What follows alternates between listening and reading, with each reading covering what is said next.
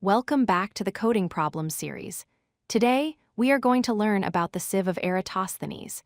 This is one of the most famous and efficient algorithms in mathematics and computer science for finding prime numbers. Let's dive in. First, let's understand our objective. We are given a number n, and our goal is to find all prime numbers less than or equal to that number n, for instance. If n is 20, we need an algorithm that outputs 2, 3, 5, 7, 11, 13, 17, and 19. Why do we need a special algorithm? Well, the naive approach would be to iterate through every number from 2 up to n, and for each number, check if it is prime. This checking process is slow. The Sieve of Eratosthenes takes a different approach. Instead of checking each number, it actively eliminates non-prime numbers. This results in a massive performance improvement, changing the time complexity from O of n times the square root of n down to O of n log n. The logic is surprisingly simple. First, we assume every number from 2 to n is prime. Then, we start with the first prime, which is 2. We know that any multiple of 2 cannot be a prime, so we cross them all out. Then we move to the next number that hasn't been crossed out, which is 3, and cross out all multiples of 3. We keep repeating this process. Let's visualize this with a grid of numbers up to 50.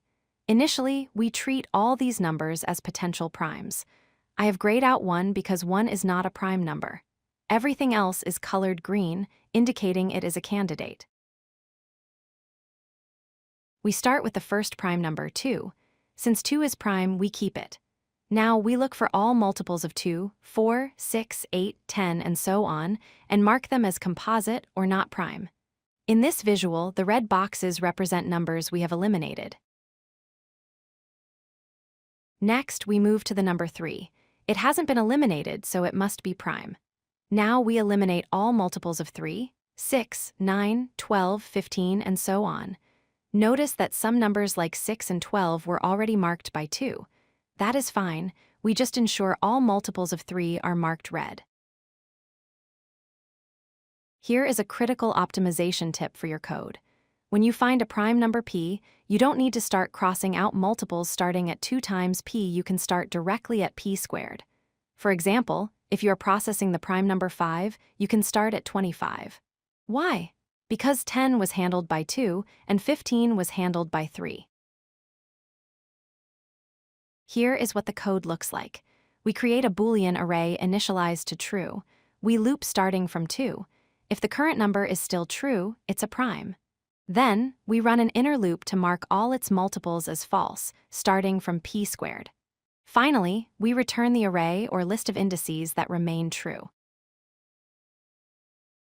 The time complexity is O of n log, and this is extremely fast, almost linear. The math behind this involves the sum of reciprocals of primes, but practically speaking, it is the standard way to generate primes for competitive programming and cryptographic applications. To wrap up, the sieve is the most efficient way to generate a range of primes. It trades some memory space to gain significant speed. Remember the time complexity of O of n log n, and don't forget the p-squared optimization in your loops. Thanks for watching, and happy coding. If you like this video, hit that like button and don't forget to subscribe. Visit codelucky.com for more such useful content.